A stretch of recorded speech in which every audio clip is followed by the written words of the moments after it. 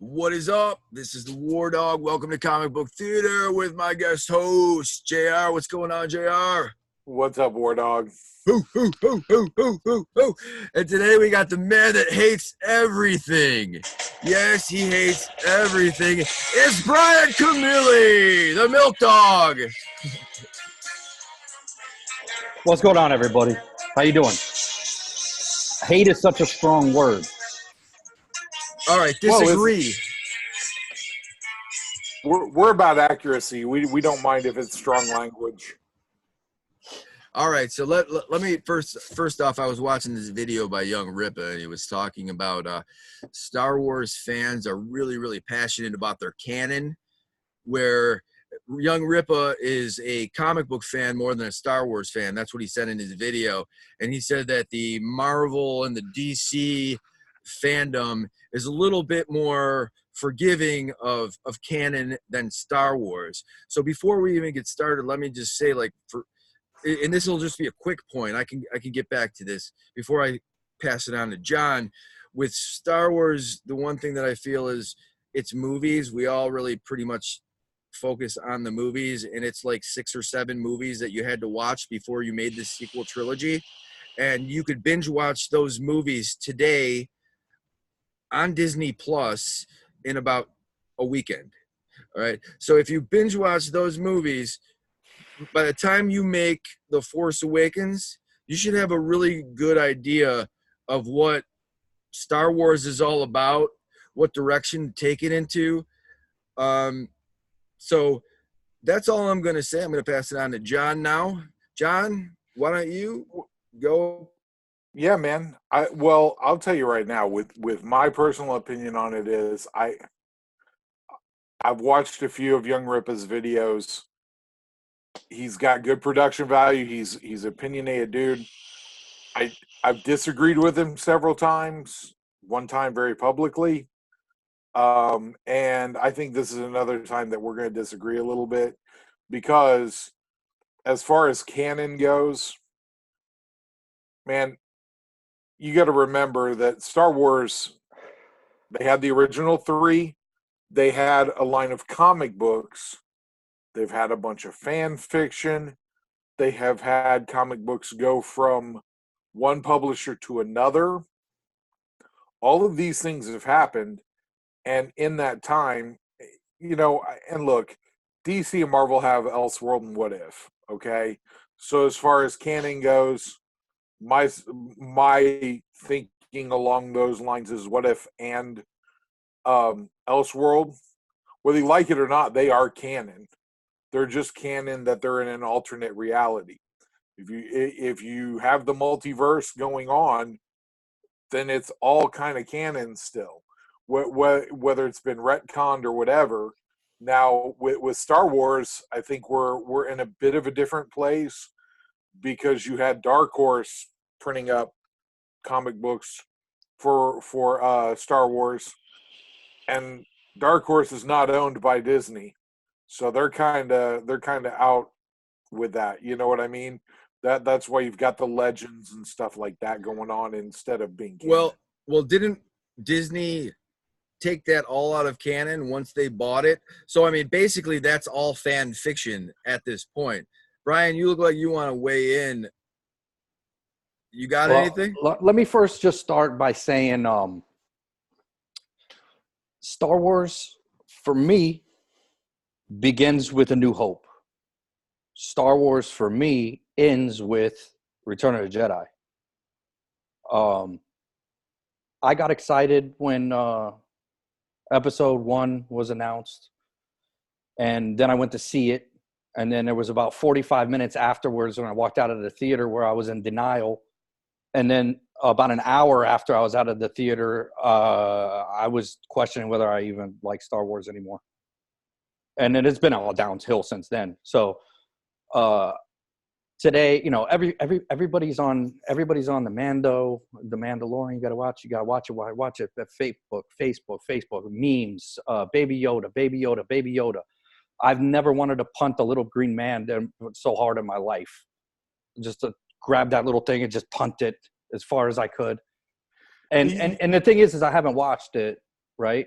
So I started watching the first episode tonight, actually, because my son wants me to catch up on it because he's watching it and he wants to watch the rest of it with me. So fair enough, we'll watch it.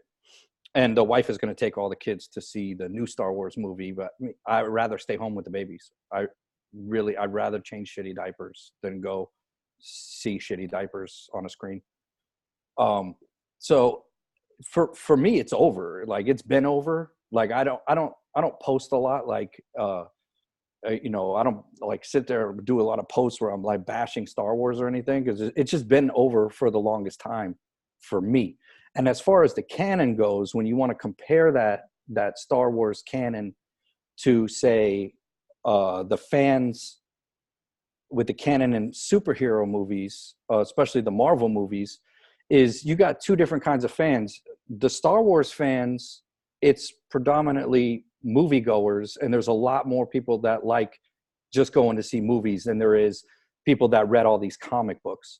Can you get the normies in on the action when you do the superhero movies right? Of course you can, because look, you've got all these people that love these Marvel movies, but they don't understand when some of us comic book people start bashing certain things on it or critiquing it. They don't understand that that's our shit. That was our shit before it was, that like shit. Star Wars was always for the masses. It started as a Right. movie, and it's for moviegoers. Wait. According to Freddie Prinze, Star Wars is for kids. I just wanted to throw that in, but go ahead. What year is this? Well, now Freddie Prinze Senior or Junior? Junior. I made a video on it. You probably didn't watch it, but No, it did get I don't like watch 100 anything. views. I hate everything. Remember? I That's know. true. Go ahead, That's how you know he didn't watch this, because he didn't say he hated it. No, but you bring up some good points. I still and like I say, man, if anybody's ever watched the podcast, they know I'm a fan of fan theories on how the prequels should have been, and I think that George Lucas got cold feet. I think that if he had gotten cold feet during the original trilogies the same way he did with the prequels, there wouldn't have been a prequels at all, because like you say, okay, so let's Darth just Jar be Jar. honest. You just Yes, of course. and Yoda. Well, Sorry. it is no, but I mean, I know I'm beating a dead horse here, but when you look at them that way as parallels, and knowing that George Lucas wanted to do parallels from one trilogy to another, there is no Yoda parallel. There's not one. And that's one of the reasons why I personally think that the prequels missed the mark. Was George Lucas, instead of saying, no guys, I've really got this is going to be good, you just gotta trust me. I'm the guy who made the original 3. Trust me through the second 3. You'll like it. Because I mean, let's be real here. If Jar Jar ends up being the big bad, or at least replacing Count Dooku, it's totally It'll still be awful. No, dude. No, I no way, dude. It'd be totally different. It'd be totally different, because then you felt you have a swerve in there, just like you had with Yoda, just like you had with Darth Vader being Luke's father. They had the perfect big bad, and they threw him into a pit in the first movie. Yes, I agree with that. That was a big mistake. But with sorry, John. Go ahead. With Jar Jar, I think George got carried away. He got carried away with the CGI, and he just Awful CGI. And I said that George brainwashed himself to think that Star Wars was a kids movie, and I don't think the original trilogy was necessarily kids movies. But it appealed to everybody. I do. That's how I feel. It wasn't made necessarily for, like, hey, this is just for kids. Like, my parents enjoyed it. They enjoyed taking me to see Return of the Jedi. And the other movies, they enjoyed renting them on beta. That gives you any idea of my age. It's on beta cassette. You're almost as old as War Dog, aren't you? I think he's older. Might be. Dude, see, this is my thing is like you say, I really believe that they wanted to do parallels, and I think that the timing of the prequel trilogies hurt it too. Like you guys are saying with the CGI. The CGI did not help it at all.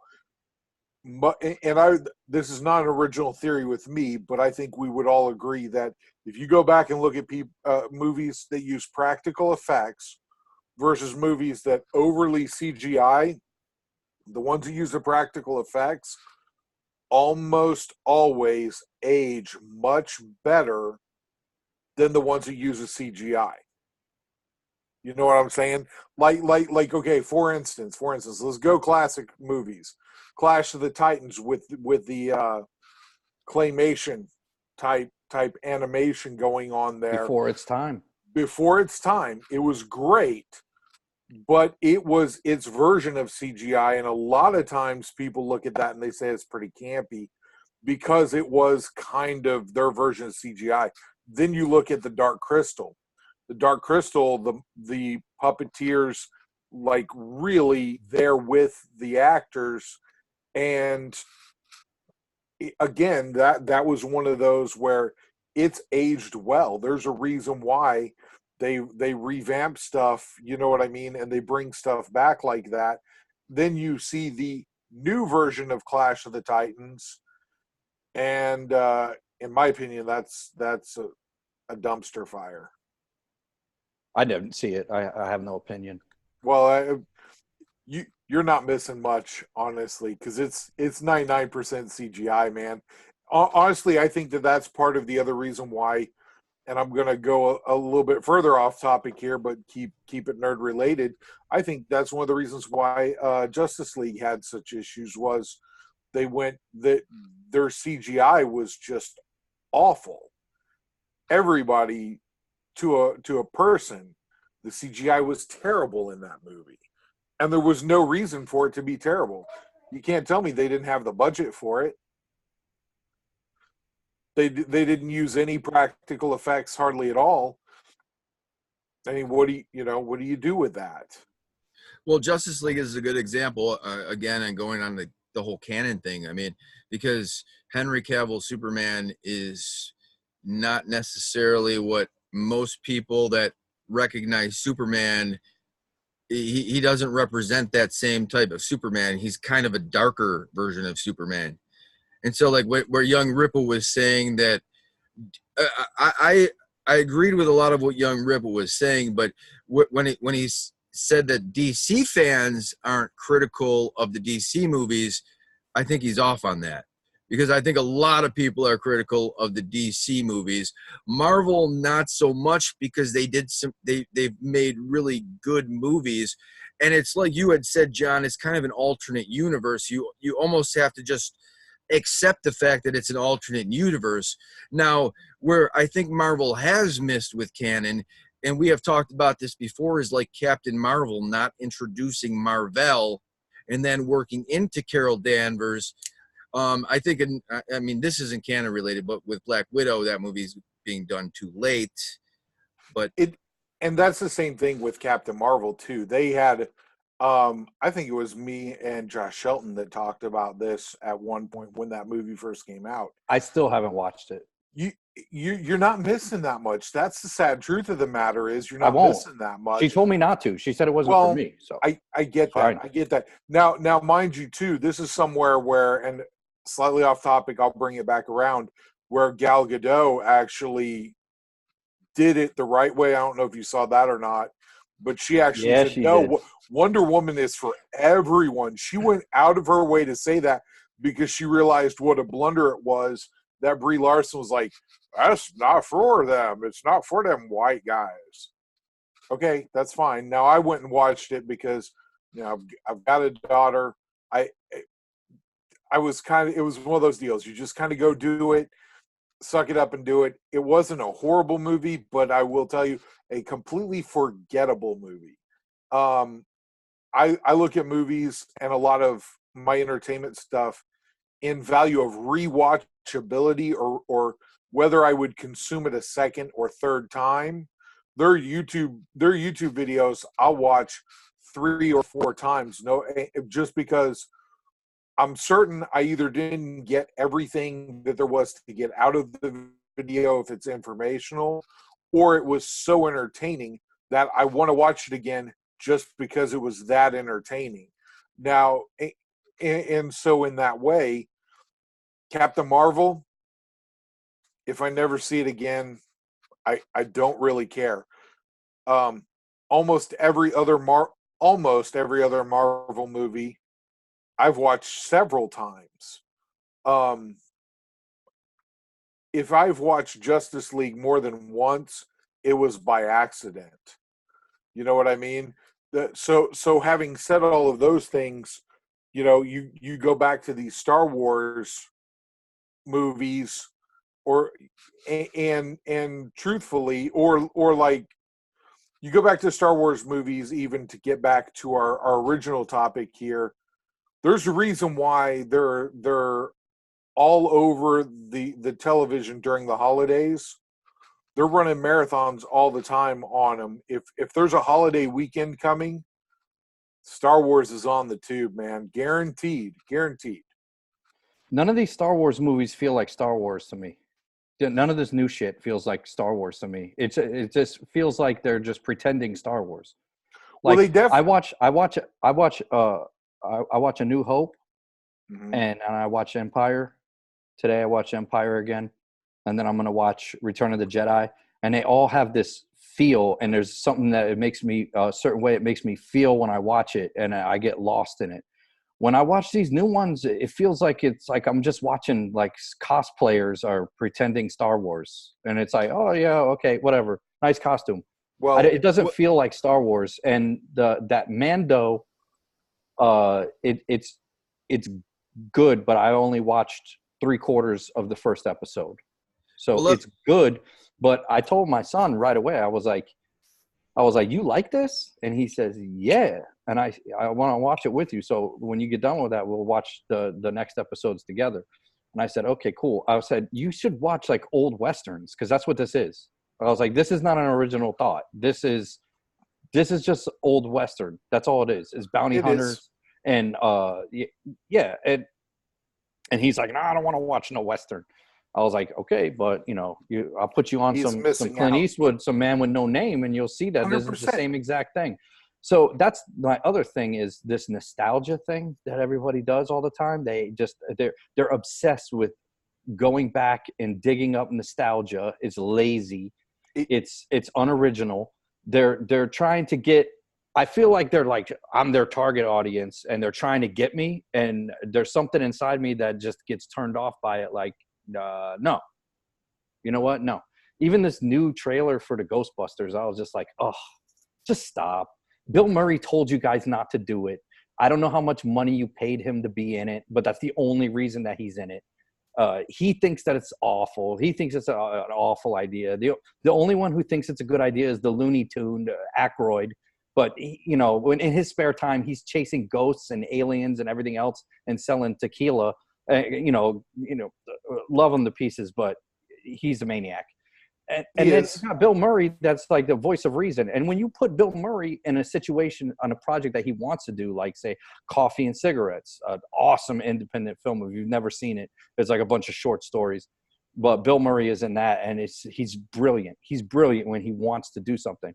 When he shows up in this movie, I'm gonna, if I watch it, they don't watch it. But when I see him in the movie, I can tell you before he even says anything if he wants to be there. I can tell you right now he doesn't want to be there. It's awful. They're just playing on nostalgia, and I'm like sick of it. Like, come up with something new. Like, nobody makes anything new anymore. When are we going to get the next Schindler's List? When are we going to get the next Saving Private Ryan?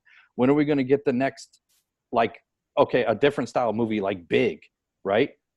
And I don't want to remake a Big, but, a movie like that makes you feel good inside, and it's original thoughts, not remakes of other movies that were able to capture that, like Star Wars, for example. They're just like, I don't know. I'm tired of being milked. I refuse to be milked anymore. But you're the milk dog. Yeah. It really is, though. It really is that they're like you say, they're going for the nostalgia and just replaying it and hoping that they can recapture lightning in a bottle. It's all over the place. That's the reason why you see things like Netflix going to reboot He-Man again and Masters of the Universe, or you see Marvel or DC Comics go back and reboot, with Rebirth or New 52 or Doomsday Clock or fill in the blank for DC. Marvel does the same stuff where they go back and they're like, you know what, we're getting really close legacy numbering for Amazing Spider-Man to number 800. So even though it's volume 6, we're going to start in at like 788 and bump it all the way out to 801. And you know what? After 801, we're going to a freaking new number 1 because we love you guys and you need a new number 1 and it'll be great. And they're going to do the same thing again when it gets to 900, or even, honestly, it won't even be 900. It'll probably be 850. They'll hop back in and legacy number again. Yeah, I agree with you on the numbering, and I think the whole numbering thing is because people like to buy number ones, and I used to be suckered in by that too. I mean, I'll be honest, when I got back into comics, I remembered being a kid and being suckered in by the number ones. I bought a few number ones, and then I started to realize that this isn't anything new. It isn't anything special. Fortunately, now we have the wonderful key collector app. And for me, we all use it. For me as a new collector, it's very handy because on the key collector app, it tells you the keys for the week. And so I can look at the keys for the week. And when I go into the shop, I can actually pick out books that may hold some value going into the future, which is cool. Now, on the whole Ghostbusters point, I agree with Brian on the fact that rehashing movies is a pain. It sucks, and it doesn't always work. Like Terminator seems to be a total failure, right? I think the idea of Ghostbusters is good, and I think that you can remake a Ghostbusters. So I'm hopeful that it'll be good. With this Star Wars trilogy, Bob Iger said that they're going to stop making Star Wars right after this because people have Star Wars fatigue, right? And I don't really agree with that at all. I actually think that they could have made a Star Wars movie every 2 years and people would have went to go see it. And if they 100%. Put it out on Christmas, I have nothing better to do than to, I got a week off. I go to see this Star Wars movie. This trilogy, although, from one movie at a, what P.T. Barnum says. Although I'm not even gonna get into that yet. You could tell me. Let me finish my rant. Although for every movie, if I look at it by itself, I somewhat enjoyed every movie a little bit. When I look at it together as a whole, it's kind of a failed thing because right now, when I walked out of this last movie, I was thinking, where do you go from here? Because Rey was like a god by the end of this movie. And sorry if that's a spoiler. I'm sure it's not a spoiler. Anybody that's watched any of the other Star Wars films knows that Rey is unbeatable. And so if you make a movie in 2 years off of this trilogy, right? And you can't really have Rey in it because she's like Superwoman. So you're going to have to make another overpowered character to be able to defeat her, but they're never going to kill off Rey.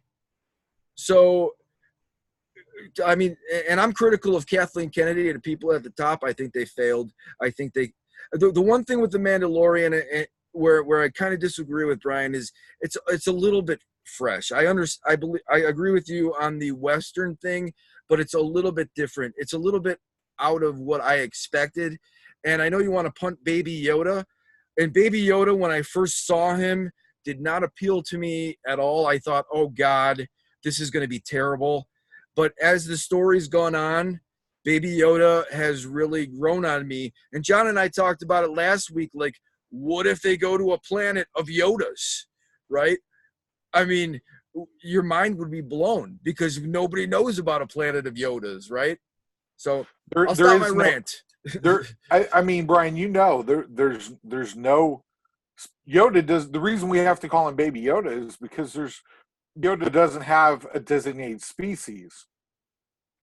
If you look at all of the work, there's been 4 or 5 other Yoda, whatever the plural. I don't even know what the plural of Yoda is, for crying out loud. There's only been 5 of them. Yodai.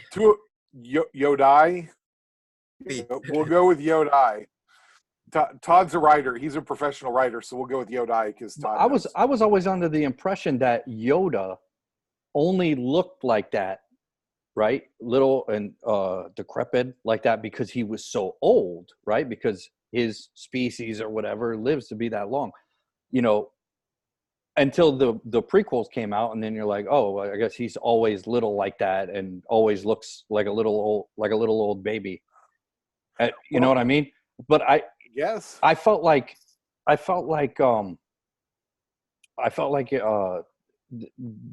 seeing the Baby Yoda thing, it doesn't make any sense that would be a Baby Yoda.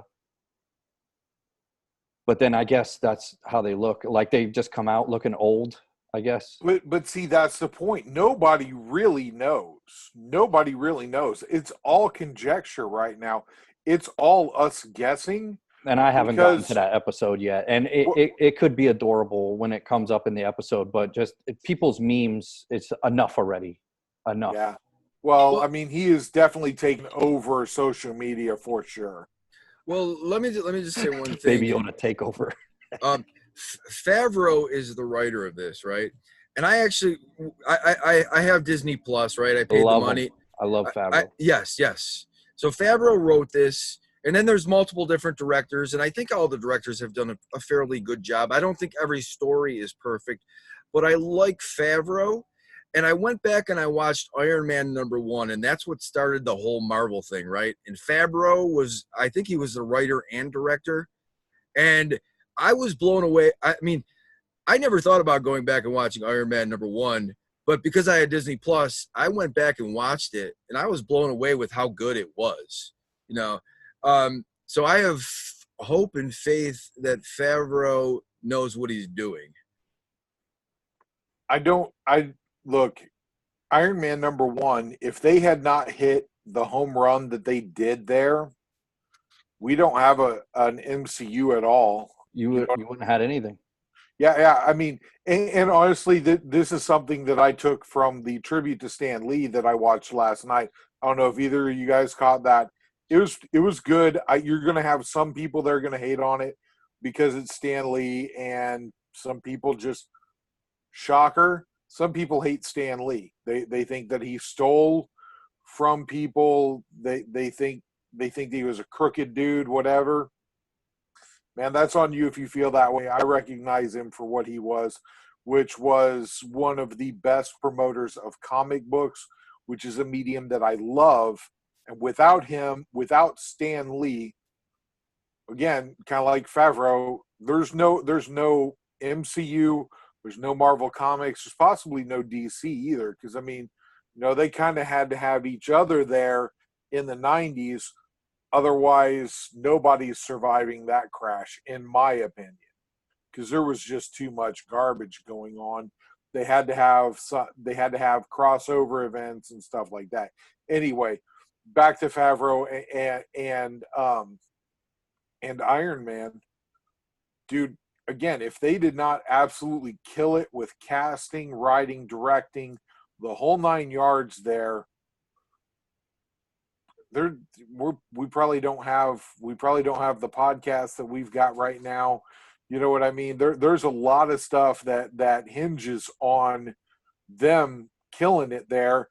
And I'm with you as far as on the Mandalorian.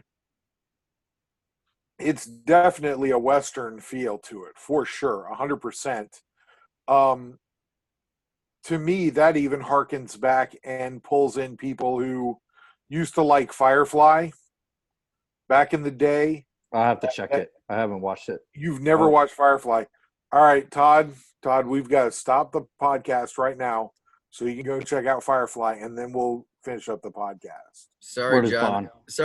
I only watched about half of the first episode of Firefly, and then I stopped. So I'm on the same boat. Okay. So this should actually renew interest in something like Firefly, which part of the reason that failed was because the Fox network executives have no earthly idea how to do a television show at all, really. Suits rarely do. They didn't even air the pilot. They didn't air the very first episode that was introducing the entire world, the entire cast, why they were doing what they're doing. They didn't air that episode until just before the season finale, when the show had already been canceled. I mean, a bunch of boneheads, man. A bunch of freaking idiots. I mean, there's no shortage of great pilots and TV shows that didn't work out, like Constantine, for example. The first season of Constantine, and they leave you on that cliffhanger, and then that's it. That's all you got. You got the one season of Constantine. And then this guy shows up on Legends of Tomorrow, and he's so dope. And even though the writers on that show are trying to twist Constantine into whatever social garbage they want to do it, that guy is so good at being Constantine and selling Constantine that no matter what hokey crap they throw into his script, that guy he's diamonds. He's aces all day. He makes it work. He sells it. And I wish that show went on and on, that Constantine show. I definitely would have tuned in, kept tuning in. I loved it. And I'm not even the biggest like Constantine comic book fan. It's really one of those things where his character in the show, and even I think he's better at it than even Keanu Reeves. I like Keanu Reeves movies, but Homeboy on the TV show, he knocks Constantine out of the park. Well, The Expanse almost got canceled too, and I mean, I know there that's you one of go. your favorite shows. Yeah. And I mean, I just finished the 4th season, and The Expanse is an incredible show. Anybody who watches this, if you like sci-fi stuff, definitely you need to check out The Expanse. Well, I mean, you know, like you say, we're kind of talking a little bit more of the front end or the front office type stuff for TV and movie stuff. Let's be real here. They've canceled several shows in this last year. We did an entire podcast on just missed opportunities and canceled shows that they did. I mean, that tells you right there what they're missing on, what they're just not doing well. And let's be honest here, part of it is that they're begging for content, but then once they get that content, they find a way to screw it up. They don't put it in the hands of the right people, as is evidenced by Sci-Fi Channel having my brain just went blank. Krypton. Yeah. Having Krypton. Yeah. Sci-Fi has a habit of having good stuff, and then it goes there to die. They just piss it away. Yeah. They just piss it away. They really did have a ready-made opportunity to introduce several spin-offs of that show. And then they just ran the stupid show into the ground. It had a really promising first season. Second season, kind of okay. It was all right. But you think maybe it's a lull, but it's building to something different. Then you get introduced to Lobo, and that was hot garbage before it even started in, man. And you're like, and that was funny too, because there was rumors of a show for Lobos being spun off of it before he even hit the freaking show at all. They're like, oh yeah, there's going to be a Lobo spinoff show. It's going to be awesome. Nope. That was the death of Krypton. Even They could have just brought Lobo onto this Crisis on Infinite Earths thing. Well, DC is actually taking it. One thing about DC is they're taking advantage of all the TV opportunities that are available. DC TV, yes, they take advantage. Yeah, because they've got the DC network, which has some really good shows. I mean, I don't know if you watched Swamp Thing or Teen Titans, I'm or not subscribing. Doom Patrol, but those were all pretty decent shows. And then you've got what you were saying, like Legends of Tomorrow, Arrow, Flash is one of my favorite shows. So I mean, DC's doing it right on the TV side. They just, you know, and you're a big Aquaman fan too. And I actually finally watched Aquaman, and that was done, I thought, right. I think that Gal Gadot was done right. John and I were talking last week that, you know, having Ben Affleck cast as Batman was kind of a mistake, because they should have did like the Marvel thing where we need you for like 10 years. you know, and Gal Gadot, that Wonder Woman 1984 trailer, this is another pet peeve I have. They do too much trailers for all this stuff. I just need one trailer. That's it. So this 1984 trailer, it got me excited, right? When she does that kick, she kicks the dude, and that's it. That's all we need. Don't show me anymore. Just stop it with the trailers. There's trailer number 1, trailer number 2, trailer number 3. Just stop ruining stuff before it even gets started. You know, I'll tell you, I'm good with just that. I'm gonna go see it. Like you did good. You got me. I'm gonna go see it. So don't show me anything else. The one trailer that made me a lot more that way was the Venom trailer that they dropped a month before they had any of the CGI actually added in. So they dropped this trailer and they show Eddie Brock riding the motorcycle down the hill and cars exploding on either side of him. Why the heck are the cars exploding? Nobody knows. Then they go to the room for launch of the Life Foundation probe back to go get the other Clintars, and you see all the monitors and everything swept aside on either side. Why did that happen? That's where it becomes a pet peeve for me, is whenever they show stuff that you know is unfinished.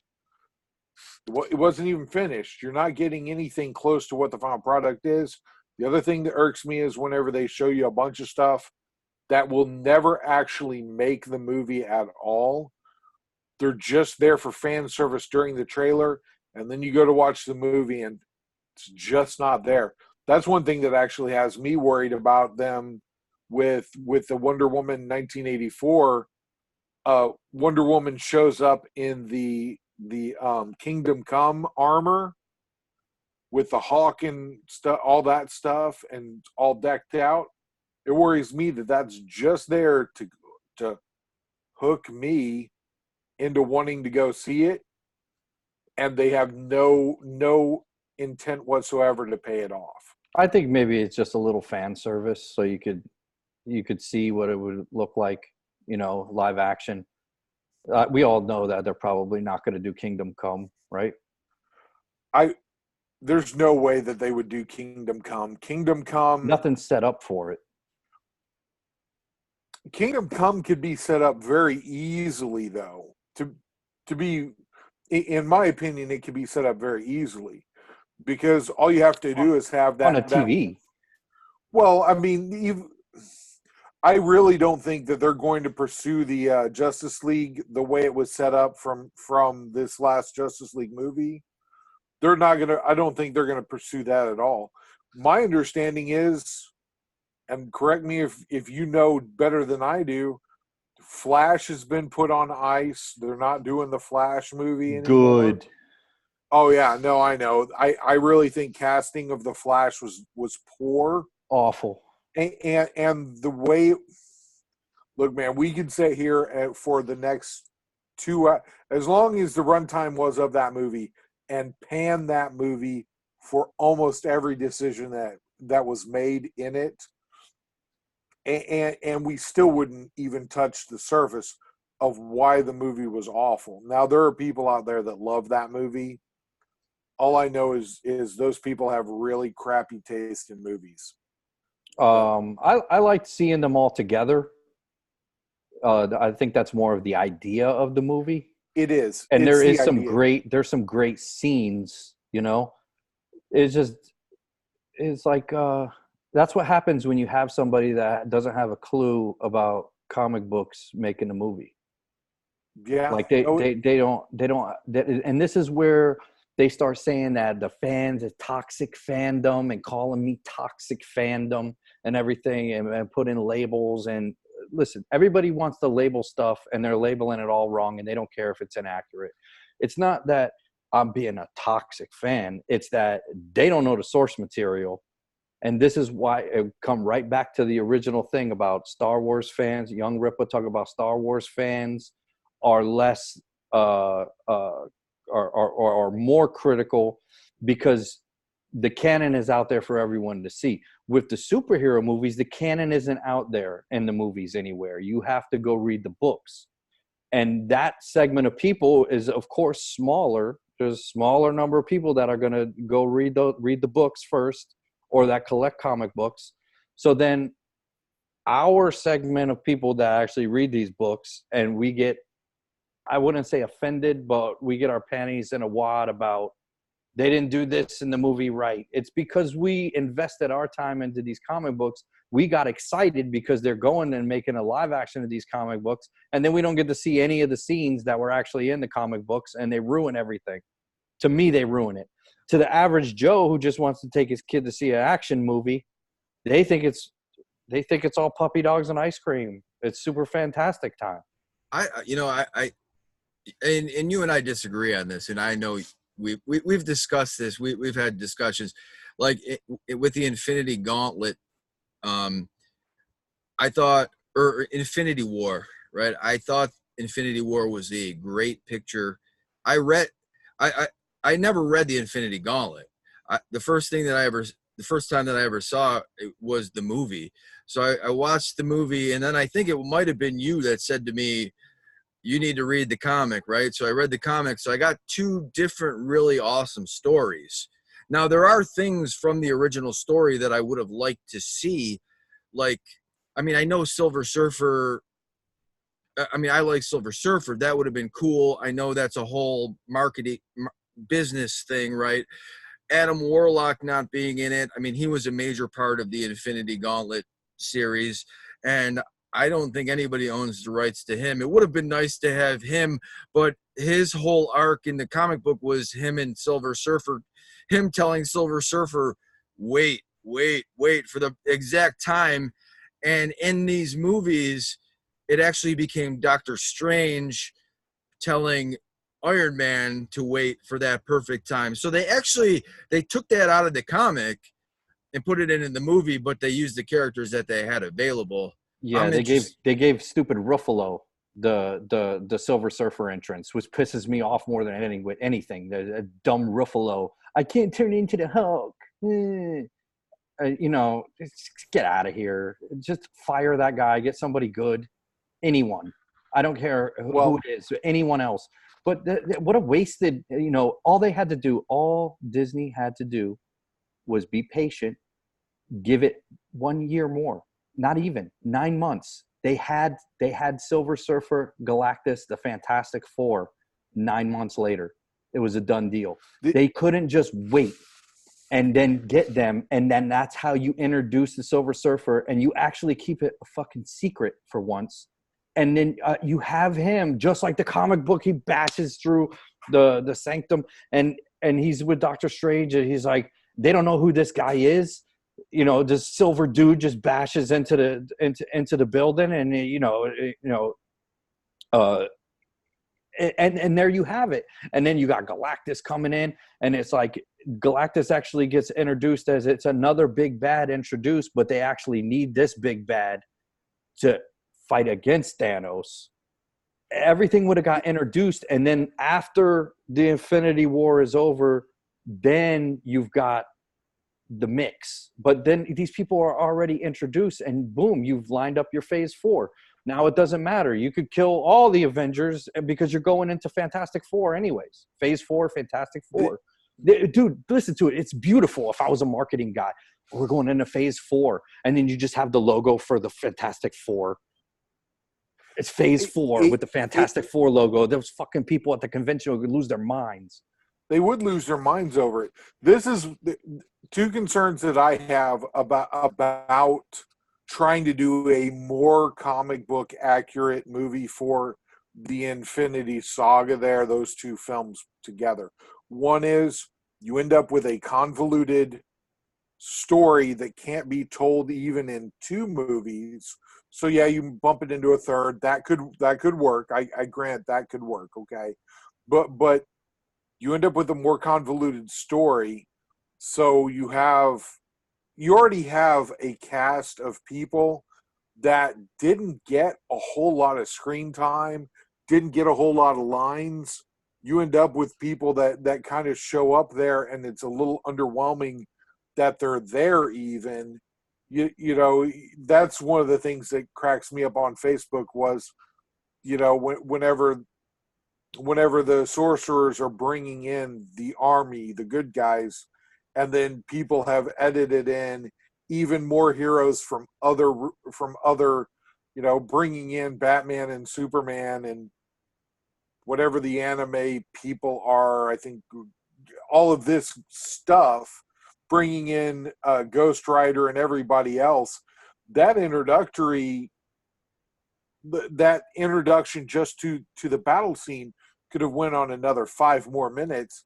I think that's part of the thing that they were trying to kind of consolidate things down so that it could run in a 2-part movie as opposed to having to bump out to 3.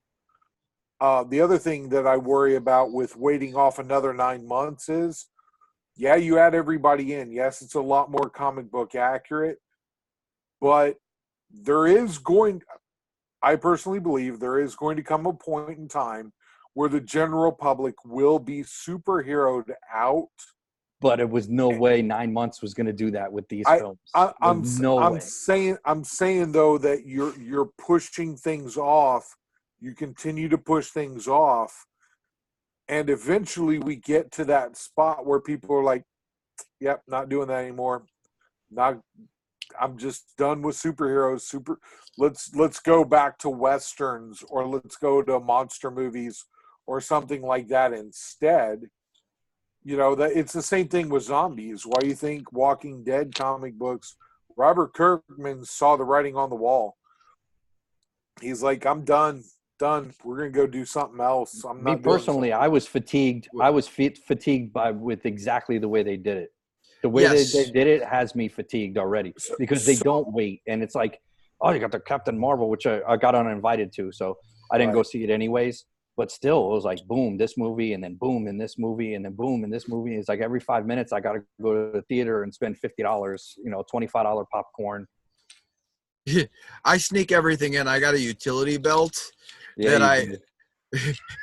so that shock me. I got everything like strapped on, man. You know, you put it in your hat. No, man. I look like a fat guy walking in, man. That's the good thing about being skinny. You can look like a fat guy. Sorry, I'm very offended right now. Like you triggered. I'm a toxic YouTuber. You're a toxic fan of me. Fan of fat people. You know, you guys were talking about Is that a payday in your pocket, or you just happen to see me? Yes and yes. You guys were talking about the Infinity Gauntlet, and it actually it brought up an interesting point to me, because in the comic book, Thor is not actually the mighty Thor. It's that other guy. I don't know what his name is. So, like, if you were to be more comic accurate, how do you even do that? And then I went out with my buddy yesterday. Talking about Thunderstrike? No, there was. I mean, if you read the Infinity Gauntlet, there was another Thor. It was just a regular guy that was able to wield the hammer. I don't know what his name was, but it wasn't the mighty Thor. And what? Now I got to read it again. Yeah. Thank you. I'm Gave me a I'm reason to drawing read a it blank again. on it too. Is To it reread it, Thunderstrike? I know it's like, yeah. Yeah. No, yeah, Thunder. Is it Thunderstrike? no, I don't think it is. I know what he's Because I talking thought about. Thunderstrike came well after that. I'll Like- Google it and. Yeah, it's Google's not our friend. Thunderstrike, but it's the guy that as soon as he's not touching the hammer, he's useless. He reverts back to being. Yeah, You know like what, the though? Jane Foster is not really Thor. It's just when they're able to have the hammer, just like They're worthy. They're Cap- worthy. Cap got extra boost up when he had the hammer, but when he dropped the hammer, then he goes back to just being however powered up Cap is. It says Thunderstrike, but in the book they call him Eric Masterson. So Okay. yeah, Eric Masterson is Thor in that. So that would have been difficult. And I was talking to one of my buddies yesterday about Solo and why it was a failure, and I said that Harrison Ford was just irreplaceable. It's just like Indiana Jones. I mean, can you imagine Indiana Jones as anybody but Harrison Ford? He's an epic actor. And I think, like, I kind of lost my train of thought, but I think with the Marvel movies, the actors that they picked, like I think going back to Thor, I mean, would you want to have Thor be anybody but Hemsworth?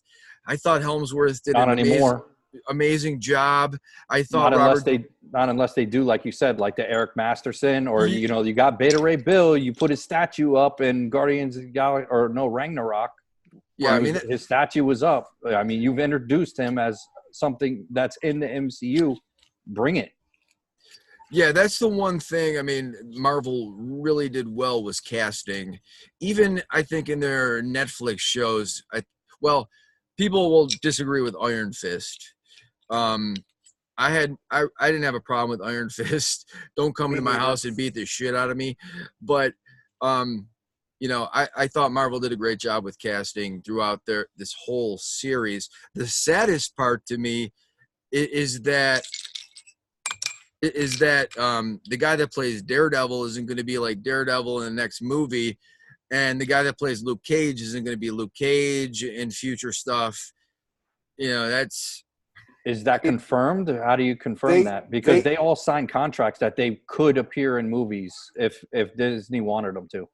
They could do movies, but they can't do TV shows for, it's like 2 or 2.5 years after they canceled their Netflix deals. So they have basically a non-compete there. My understanding is that Marvel has confirmed that they have no interest in re-upping with any of that Daredevil universe from Netflix at all. And to me, that's a misstep. And look, for as good as Marvel has been with most all of their decisions, from casting and directing, they still have their missteps, man. They still have those where you're like, man, that's not a good idea. Because just like that, why telegraph that out there? There's really no reason to telegraph that out there that you're just not going to do the Punisher. You're not going to do Daredevil. You're not going to do any of those, especially when all of the fans are clamoring for it. I thought that they want to see some resolution. I thought that this guy's version of the Punisher is going to appear on Disney Plus TV or in some Marvel movie in Phase 4. That's what I heard some rumblings about that is happening with him. I don't know with John Barenthal. Yeah. I hope you're right. I hope you're right too. The last thing I heard was that they just said we're not going to rehash or bring over the Daredevil or any of those shows. All those people and all those TV shows, when they signed a contract, right, to do that with Netflix and Disney, and it was like a partnership. The deal was always better for Disney than it was for Netflix, but it was mutually good for everyone. But the deal was always better in that any of those characters would be able to appear in the MCU if Disney wanted them to. Like Netflix couldn't say, no, you can't, like they do with Spider-Man. Sony does with Spider-Man. They're like, nope. They couldn't do that because it was in their contract. And if you watch season 1 of Daredevil, it is connected. They show the pictures of the aliens on the back wall, the reporter. Mm-hmm. He's got the pictures on the back wall, and it's absolutely the aliens from the first Avengers movie. And they even talk. It's there in newspapers talking about the attack in New York. So they were absolutely a part of the MCU. They got away from that later on because they could. Like Netflix, why would Netflix? What if Netflix is producing the show and they know that Disney's going to pull out the rug from them? Like they know before we would ever know or figure anything out. Of course, they're going to get away from that because they don't have to. Why would they promote the MCU when they know that this is going to come to an end at some point? But regardless of how they did their TV shows, as far as I know, all of those actors, it's in their contracts that they could appear in the MCU at any time.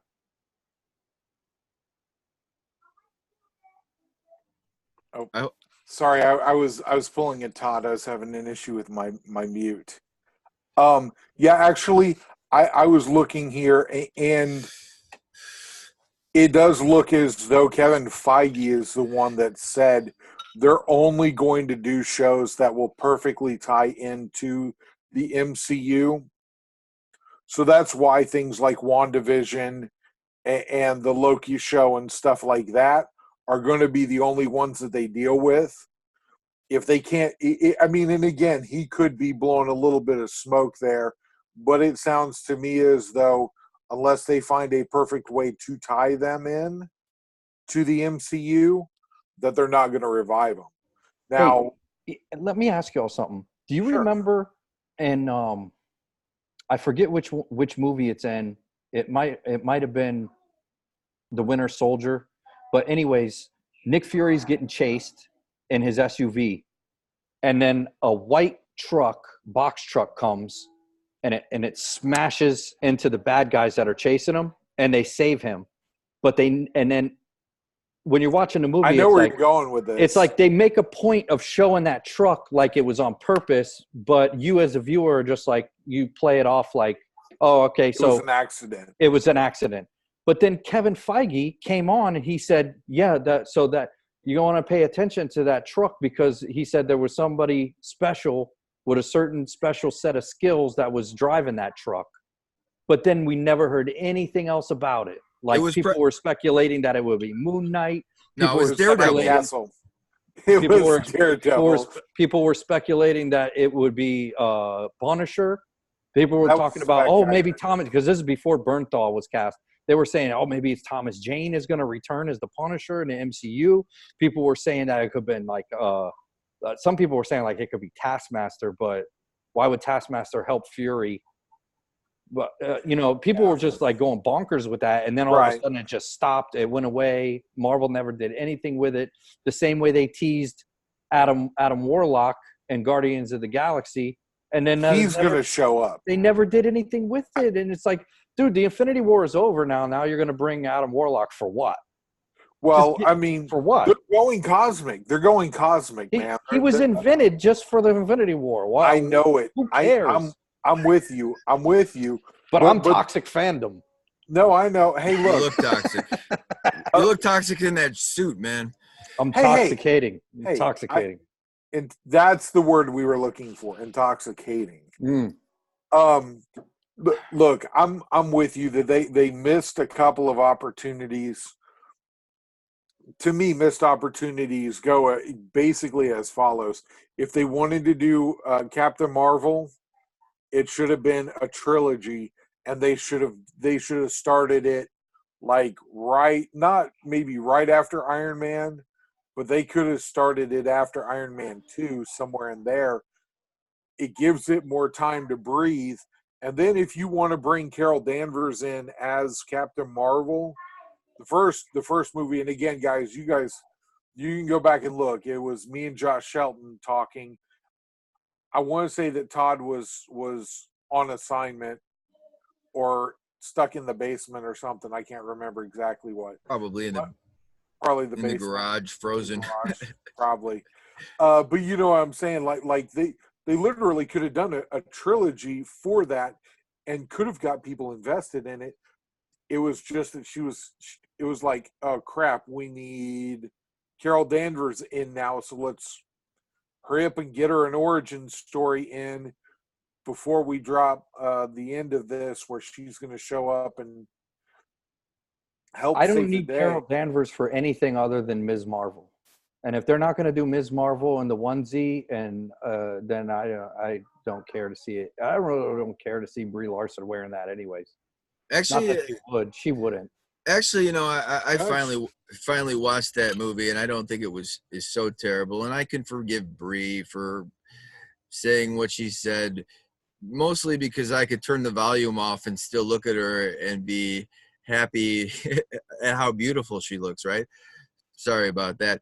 But yeah, in the Captain Marvel, they had Annette Bening as Marbell, and I thought that was terrible. I mean, that was just yeah, I heard about that. That really hurt. It just shits on legacy. Like it shits on the canon. I think where John's talking about missed opportunities, it would have been really cool in the Battle of New York.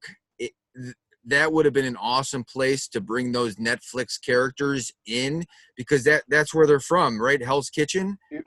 If nothing else, for crowd control or something.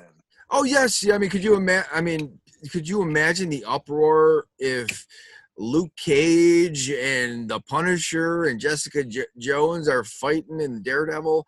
I mean, that would have been clutch. Yeah, Agent of S.H.I.E.L.D. started doing that at the beginning. Agent of S.H.I.E.L.D. was tying into the movies. It was like the Agent of S.H.I.E.L.D. season ended, and then you're supposed to go see the movie and then come back, and then it continues on. But they didn't do it for every season, but they did it for a couple of seasons, and I thought that worked. And it was like it made me really like want to watch Agents of S.H.I.E.L.D.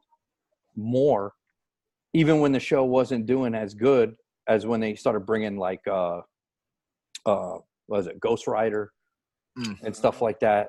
I really do like Agents of S.H.I.E.L.D. I know I'm usually negative about stuff, but I'm not really negative about that show. I really enjoy that show. I like seeing Deathlock. I think they were told to not connect so much to the MCU, but they have to do what they have to do to keep entertaining us. They could use loose references, basically. Yeah, it's the same thing with Arrow when they were going to bring the Suicide Squad, and then they were told to cease and desist from doing their version of the Suicide Squad, which would have been way doper than the garbage that they made the movie.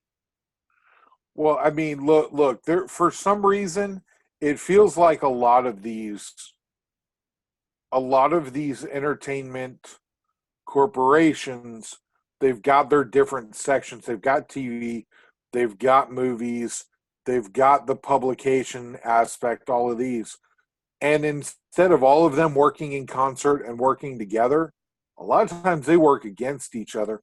I was watching a podcast, Pop Culture Minefield, and they were talking about, and people are going to be so ticked that we're mixing Star Trek and Star Wars together. Somebody will, I promise. Somebody will be like, oh, you nerds, what's the matter with you? Anyway, they were talking about it, and honestly, if we got those guys on, they could go an hour just on what's wrong in the Star Trek universe and why the Star Trek TV show or the web Star Trek series, Discovery. No, this is the newest one that I think CBS was doing only for their streaming service. How that series was amazing, but that series would never be a movie because somehow with the parent corporation, their two sub corporations wouldn't allow intermingling, And it's like, man, guys, certain points you just got to get out of your own freaking. Yeah, you got that. Let everybody make money. CBS is involved, and then you got Paramount is involved, and it's a big mess. Yes. And then you got the guy that's in charge of CBS, who's I guess he's a real piece of garbage. And well, they went into the total detail on how that you can't do this with these characters, but you can do that with these characters. You can make references to this, but you can't make references to that. And they got really deep into the legal mumbo jumbo because they had been following it from the first reboot that they just did here several years ago. And it's one of those deals, man, where, like I say, at a certain point, the corporates need to get out of each other's way, look at it and say, we can make this mutually beneficial for not just us in TV, but for also us in the movies. We're going to make everybody a crap ton more money than we're already making. And the fans are going to freaking go bonkers over it. Well, Star Trek is an interesting egg because Star Trek will be here forever. There'll be no end to Star Trek because there's a different, like Star Trek, anything that's done in Star Trek can be undone in Star Trek because it's never going anywhere. It can always keep going because the difference is where you have a story like Star Wars. This is the big difference between Star Wars is fantasy. It's complete fantasy. When you watch it, you want to be taken to this fantasy world. You do not want to think about the real world or where you are in life right now. And you want to just disappear into this imaginary world that George Lucas created, right? And it has this feel to it, right? Whereas Star Trek is a futurist show. You are supposed to feel and put yourself into the situations and look into the future because it's that kind of show. It's not supposed to make you feel like this is complete fantasy. It's supposed to make you wonder about the future. And it's also ties into like things that are going on with you today. You know what I mean? It's different in that aspect. Kind of like how like Stan Lee says, like it's the world behind your door. You know, it's the right now, even though it's in the future, it's the right now. Like you can put yourself into Star Trek. You can't really put yourself into Star Wars because Star Wars is complete fantasy. I can't move stuff with my mind. I don't know. But someday in the future, some of us might be able to, our kids might be able to be the captain of a starship. It's not like it's complete fantasy world, even though there's stuff that's not invented yet. It's just a different feel in a different universe. And with the way time and space works and science and science fiction, they can undo anything they do in Star Trek and make it disappear because they can just travel through time. They can have the Q Collective show up. Anything that has been done that they don't like, they can go back and take it away. It's easy. Like people don't like the Kelvin timeline, right?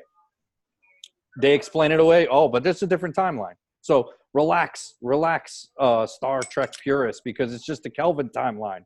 And you don't even have to watch that to enjoy it. You could still enjoy Star Trek and not even watch any of those new movies. Well, anything you could really say that about anything, though. I mean, because Marvel in Endgame, they went back in time and reversed everything. And one of the complaints that some of the YouTubers had was that going back in time is kind of like a MacGuffin. I mean, basically, you don't know how to solve this it's problem. A lazy time travel trope. Yeah. So you go back in time. Let's go ahead and bring in the Rick and Morty that just happened, where they promised they would never do time travel, and then they did time travel and had time traveling snakes, and it was beautiful. It was wonderful.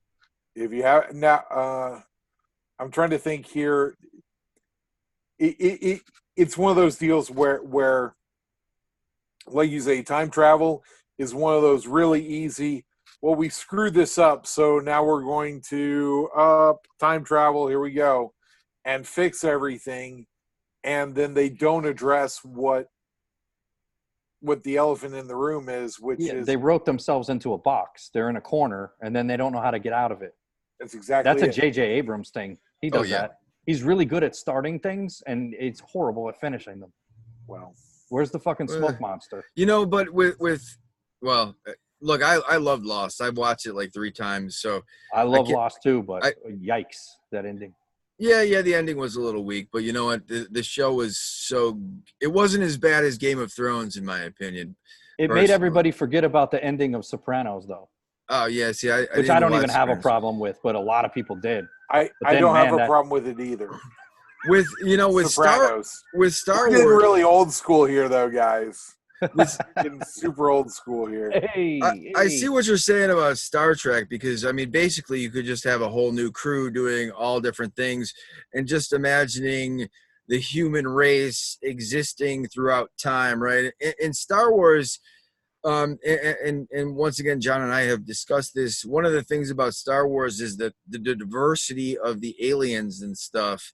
I mean, you could actually make a Star Wars show, and probably not with like Chewbacca, because you couldn't understand them, but you could have like another race of alien, and like Ahsoka. I don't know too much about Ahsoka, but I know she's a popular character. You could make the next Star Wars about whatever race of characters, and that's one of the things that's cool about the Mandalorian is they do kind of get into the race. They bring in more races of characters. One of my complaints with The Last Jedi was it was just too many humans, along with everything else, but there was just too many humans. I mean, they forgot about what made Star Wars special. When we were kids and you went to Kmart, or in my case, Hills, you'd walk in and you see all these Star Wars figures, and there would be an IG-88, right? And IG-88 shows up in Empire Strikes Back for how long? Like less than a minute, but you buy the figure because it's actually freaking cool, right? Boba Fett too. He's barely in that movie. Boba Fett. I have a Boba Fett baseball jersey. I love Boba Fett. The Rancor keepers that are crying. Those movies, because we created it when we would play with those toys. We would create our own little scenarios and stuff. Maybe that's the problem. We played with all those toys, those great toys that they sold us. And we played with those toys, and we were like, we continued the story in our heads ourselves as kids. Maybe that's what the problem is, because now it's not the story that we made up in our heads when we were playing as kids. Well, apparently J.J. Abrams. Well, apparently J.J. Abrams and Ryan Johnson didn't play with their toys because. But go ahead, John. I'm sorry. Absolutely, they didn't. No, yeah, they didn't. Look, it feels though like, and I've heard this because I've watched a couple of other YouTube videos on Star Wars, the new Star Wars movie here, The Rise of Skywalker, and there are some people that are basically saying that it's like J.J. Abrams is over here, and I'm sorry, I forgot the other guy's name.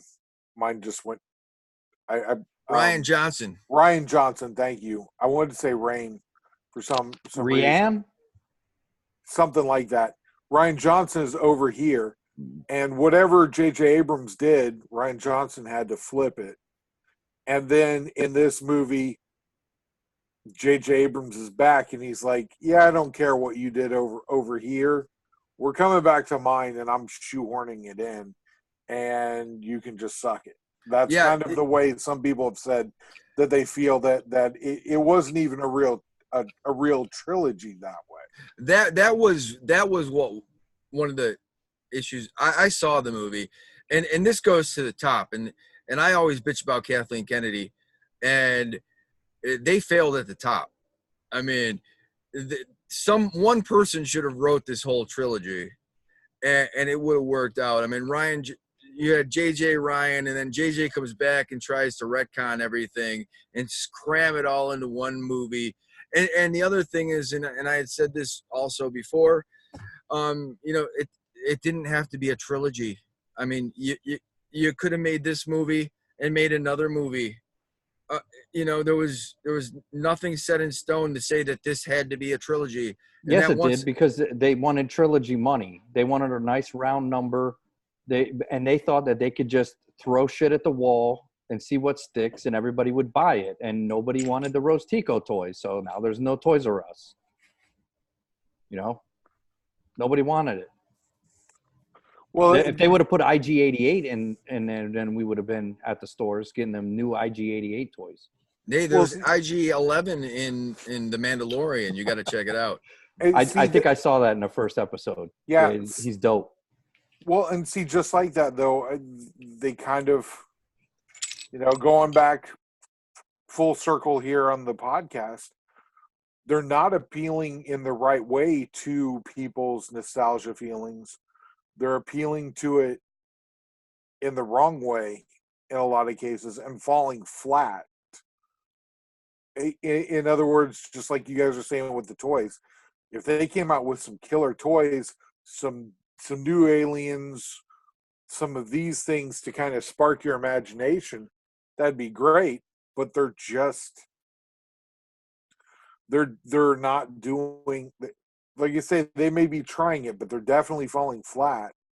They're not succeeding. I mean, I think, and hopefully this isn't going too long. And if you guys want to cut off at any point, just let me know, because I know we want to do a show and tell as well, or we can do that next week. Don't apologize to these people. Oh, okay. Yes. You sound pretty toxic right there. You guys want to wrap this one up? You want to do a quick show and tell? You know what? I'm cool if we wrap it. Okay. And then what we can do is, if we want to do show and tell, we can drop a bonus episode. Is that cool? Does that work? Brian could join us next week if he's open too. He's an entertaining guest. Not only that, he's already got his suit ironed out, ready to rock and roll for next week. It's great, isn't it?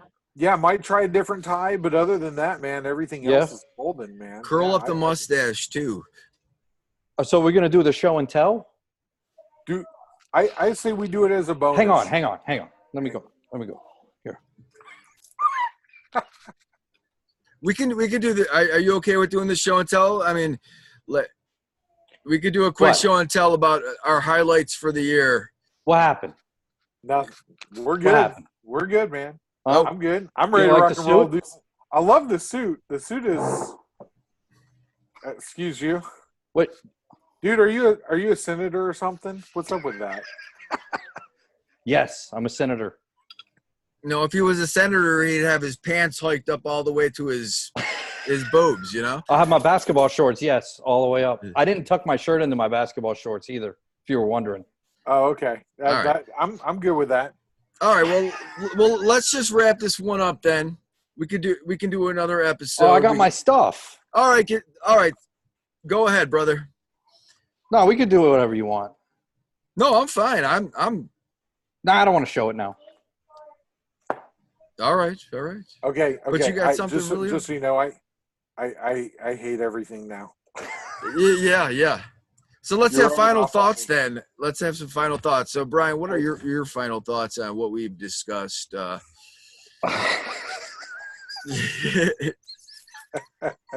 right, John, what are your final thoughts?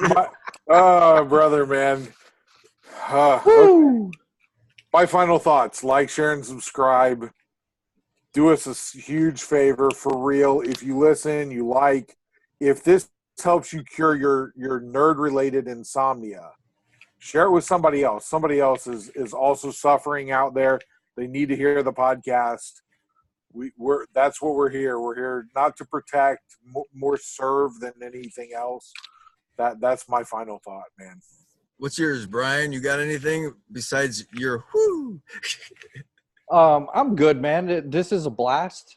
Definitely tune in to Comic Book Theater, and I'd absolutely like to come back next week. We can make it a thing. We can make it a thing. And on the opposite note of what John said, if you need something to help you fall asleep, you could also listen to our show as well. It doesn't matter if you really pay attention. Just let it run through, and then we get the views, right? Yeah, man. No, that's exactly it. There's some YouTube channels that I absolutely love. Definitely like some scientists that are doing lectures on space time and stuff like that I listen to just to knock out. Oh no, dude! You need to tune into us. I'm telling you, it'll put you. Oh, right I to do. sleep. I do want to say one thing in hopes that one time that we can get some of these YouTubers on. The Critical Drinker did a review on The Rise of Skywalker, and his reviews are always very entertaining. He's kind of a little bit of a comedian. So if you check out The Critical Drinker, maybe someday we'll get lucky and we can get him on here. Overlord DVD, which is Dictor Von Doomcock. He did a really good show. Man, there was a few others. Those are the two that come to mind. But check it out. We hopefully John will go see Star Wars, and maybe even Brian will go see Star Wars, and then we can do a Star Wars spoiler review. That would be fun. I mean, Brian, you might just want to go see it just so that you could be angry. Wifey is going to take the children to see it, and I'm going to watch Babies, and then I will watch it when it's on Disney Plus, which I already pay for, and I'll see it when it's on Disney. I'm not worried about it. Why don't we have the missus on? We'll have your wife on, and she can do the spoiler reviews with us.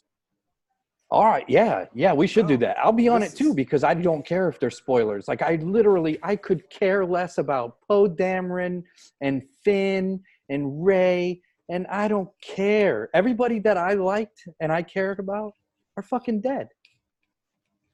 Chewie's alive. Actually, here's a little slight spoiler. Chewie was on this ship and it flew away, and then it blew up. But guess what? He ended up surviving because he was on a different ship that nobody's seen in the movie. So that's something for you to check out when you watch the movie. Sorry to spoil it, but I want you to see that, notice it. I want to say that they already made a trailer showing that. Who knows? They might have. I'm pretty sure I saw a trailer of the ending. All right. Yep. It was kind of like this. Look, I'll tell you one thing about it. There's a ton to talk about. Not only just that movie, but the whole trilogy in itself, how it impacts. Like I said, they could have made movies every 2 years, and the way that they did this trilogy, I think that kind of hurt that. Just so you know, I think that they will continue to make movies every couple. It may not be every 2, but I'm telling you, I can't see them going. It's a cash cow, man. It's a freaking cash cow. It is. I mean, the one thing is when you see Rey in this movie, like I walked out of this movie and I was like, how do you make another movie how do you make another movie in 2 years? Daisy Ridley hasn't aged that much. And do you not want to have her in the movie? Because she's a beast.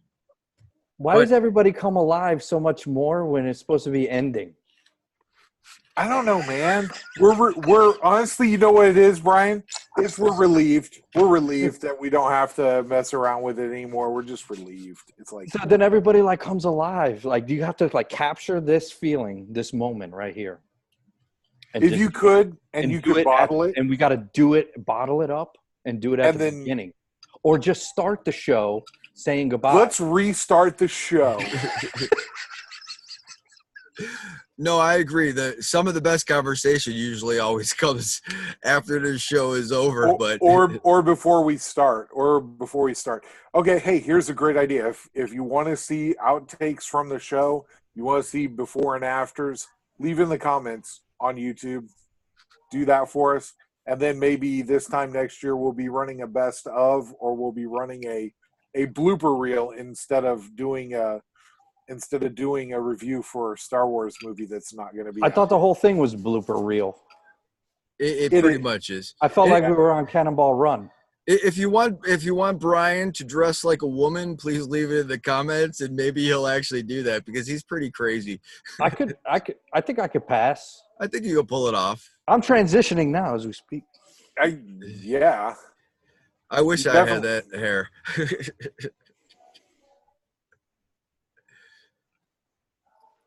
All right. Okay. All right. Well, this is the end. We jumped the shark. Be good at it. Peace out, everybody.